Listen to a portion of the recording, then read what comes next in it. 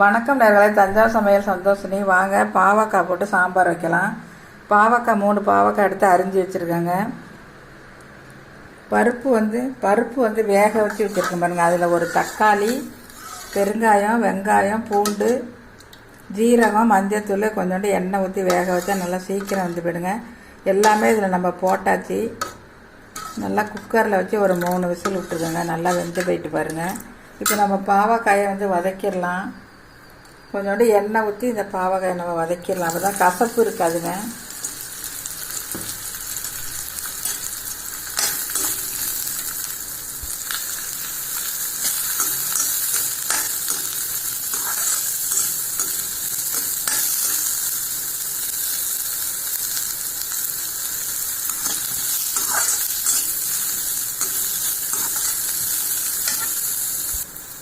இப்போ நல்லா வதக்கியாச்சுங்க. இப்போ எடுத்துடலாம்.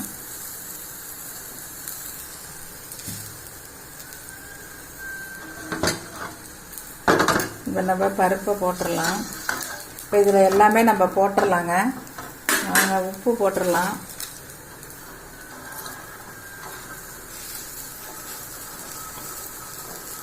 புளி ஊற்றிருக்கேங்க. கொஞ்சமாக புளி ஊற்றிக்கோங்க. மிளகாத்தூள் போட்டுக்கலாம். குழம்பு மிளகாத்தூள்.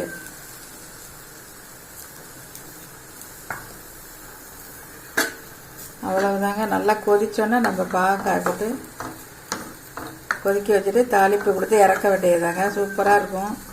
கசப்பே இருக்காதுங்க. நீங்களும் செஞ்சு பாருங்கள். சூப்பராக இருக்கும்.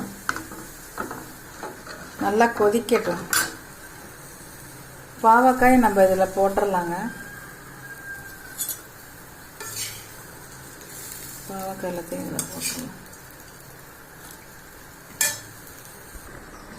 இப்போ வாங்க, வெந்துருச்சு. பாவக்காய் நல்லா வெந்துருச்சுங்க. இப்போ நம்ம இதுக்கு தாளிப்பு கொடுத்துடலாம்.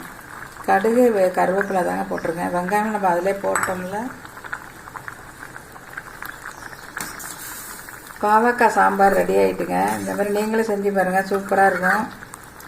இந்த வீடியோ பிடிச்சிருந்தா லைக் பண்ணுங்கள், ஷேர் பண்ணுங்கள், சப்ஸ்கிரைப் பண்ணுங்கள். வாழ்க வளமுடன். இப்போ நம்ம அடுப்பு ஆஃப் பண்ணிடலாம்.